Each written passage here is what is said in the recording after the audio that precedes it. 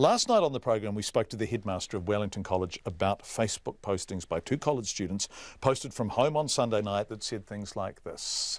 Women. Not even drunk. Pass her out, then her. Job done. If you don't take advantage of a drunk girl, you're not a true WC boy.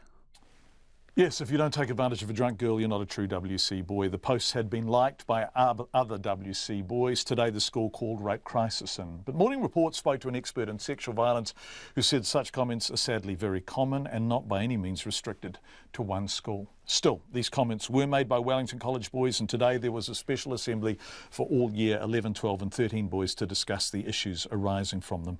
Earlier this afternoon I spoke with Roger Moses about what the school has done today, including that assembly.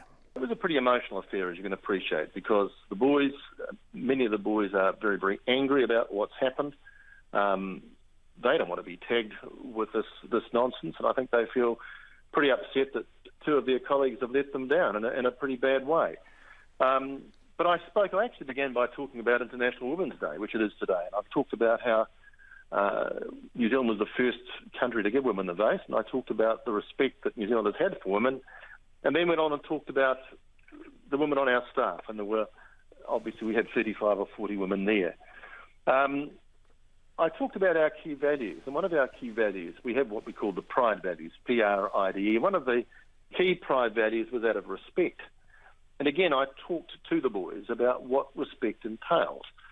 I got them to think about their mums, their sisters, their aunts, their grandmothers, their girlfriends.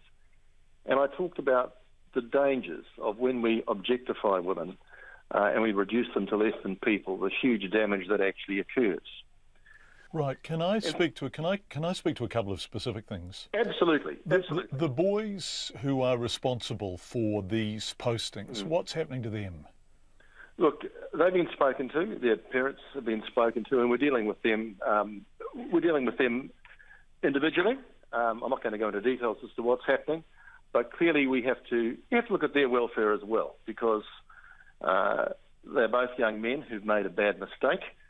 I'm mindful of my good friend Andrew Beecroft, the current Children's Commissioner, who talks about how young men can often make very bad errors of judgment, and therefore we have to try and deal with them as well. So it's my view that we'll be talking to them and getting some counselling with them as well.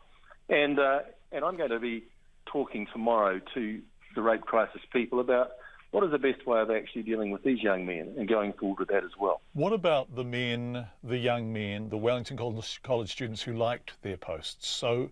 Well, I've got no idea who they are. All I've seen is the screenshot. So I've talked about that this morning at Assembly as well, and I've talked... Because you talked, sorry to interrupt, but you talked about how at Assembly the senior students were very upset. Where was the manifestation of that when these posts were being made? Because what we see is the posts, which on the face of it sound like advocacy of or celebration of rape when a woman is drunk. And we see that being liked by a number of boys who may or may not all be Wellington College people.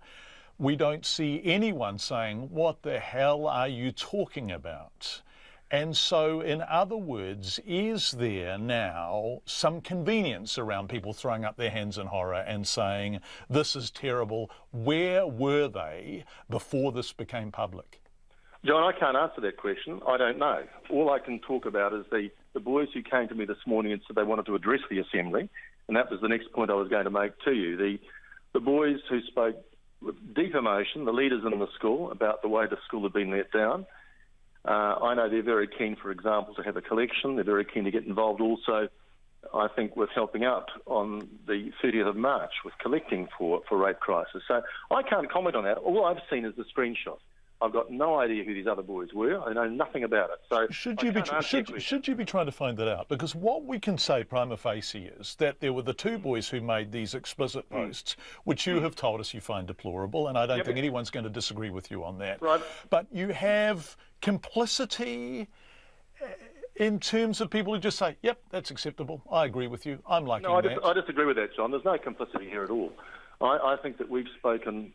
No, sorry, I'm talking about the boys who liked it. Oh, I'm with you. You know, Wellington College's motto is receive the light and pass it on, isn't it? Sure. Well, here they were receiving a kind of advocacy of rape, and they were liking it.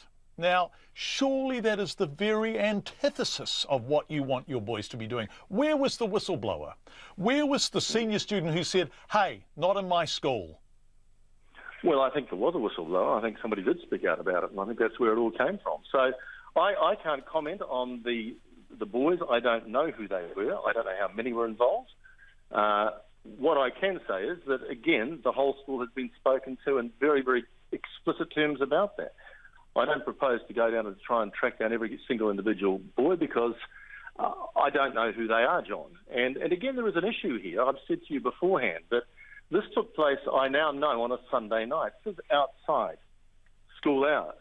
And it's not something that the school endorses whatsoever. It's something that is deplorable.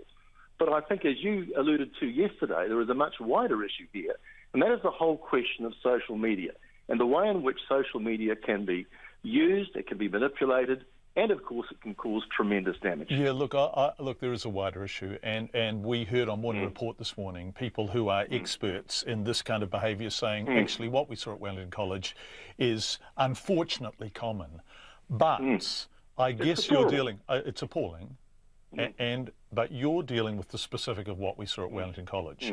And so the problem is that we are able to explicitly now cite these boys as examples of what is being called rape culture. These boys have gone online and said, hey, when a girl is drunk, F her. And a whole lot of boys liked that and thought that was okay. No one has stood up and said it is utterly unacceptable until this has become public and the school has been embarrassed by it. Sure.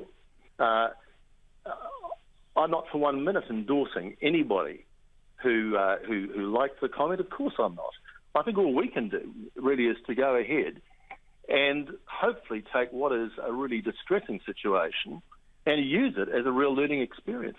And that's where we're hopeful of getting some real help from people in rape crisis who can talk to our boys and who can actually, once again, and we've used them in years 9 and 10, but I think that, obviously this case indicates that we need to do it even better. So I think that we will be revising the programs that we have. As I say, we bring in to our year 9 and 10 programs these very, very good people from the Sexual Prevention Abuse Network. So year 9 and 10, forgive me for interrupting, they're third and fourth formers, aren't they? That's third and fourth formers. But I think if it means that we therefore need to be much more proactive in using this and reinforcing what has been taught with our seniors, then we'll do it.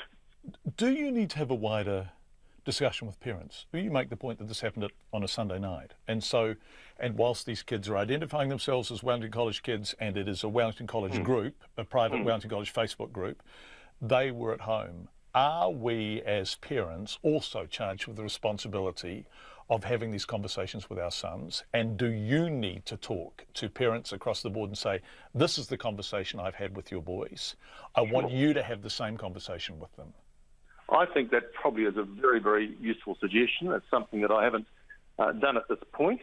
But I think clearly if it gives us an opportunity to actually deal with this in a wider way, then I think that's probably a very useful way to go about it. Roger Moses, the principal, the headmaster of Wellington College.